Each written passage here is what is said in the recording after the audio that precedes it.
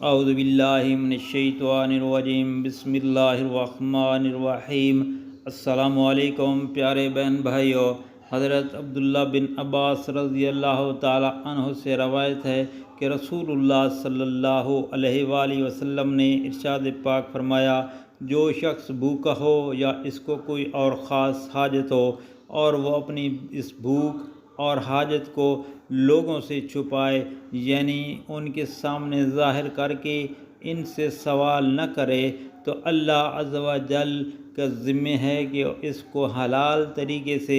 1 سال کا رزق عطا فرمائے۔ اس میں دوستو لوگوں کو دوسروں پہ اپنی ضروریات نہ ظاہر کرنے کا بتایا ہے، اور اللہ کے ذمہ ہونے کا مطلب یہ ہے کہ اللہ تعالیٰ نے اپنے کرم سے اپنا یہ ایک دستور مقرر فرما لیا ہے کہ جو بندہ بھی اللہ تعالیٰ کے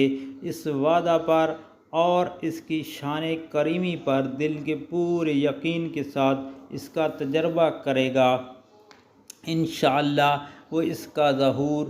اپنی آنکھوں سے دیکھ لے گا۔ معرف الحدیث 194 ہے۔ عمران بن حسین رضی اللہ تعالیٰ عنہ سے روایت ہے کہ رسول اللہ صلی اللہ علیہ وآلہ وسلم نے ارشاد پاک فرمایا،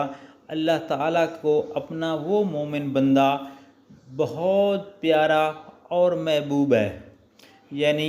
جو غریب اور نادار اور عیالدار ہو اور اس کے باوجود باعفت ہو، یعنی ناجائز طریقے سے پیسہ حاصل کرنے سے اور کسی کے سامنے اپنی ضروریات ظاہر کرنے سے بھی پرہیز کرتا ہو، یعنی اگر اس کو ضرورت ہے بھی وہ ناجائز طریقے سے پیسہ نہیں کمائے گا، اور نہ کسی کے ساتھ یہ بات بتائے گا کہ یار میری اتنی ضرورتیں ہیں۔ دوستو یہ اس بندے کی بات ہو رہی ہے۔ بلا شبہ جو شخص افلاس یعنی غربت اور فکر و فاقہ کی حالت میں بھی محرمات و مشتبہات سے اپنی حفاظت کرے اور اپنی تنگ حالی کا اظہار بھی نہ کرے، تو وہ بہت بہمت اور اللہ تعالیٰ کا بہت ہی پیارا اور محبوب بندہ ہے۔ جو بندگان خدا اس دنیا میں تنگ حالی و ناداری میں مبتلا کیے گئے ہیں اور غریبی اور فکر و فاقہ کی زندگی گزار رہے ہیں، کاش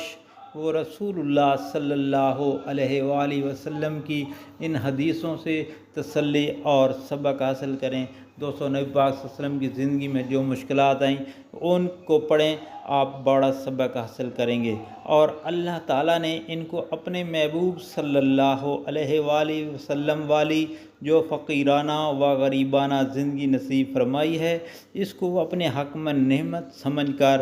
صابر و شاکر رہیں،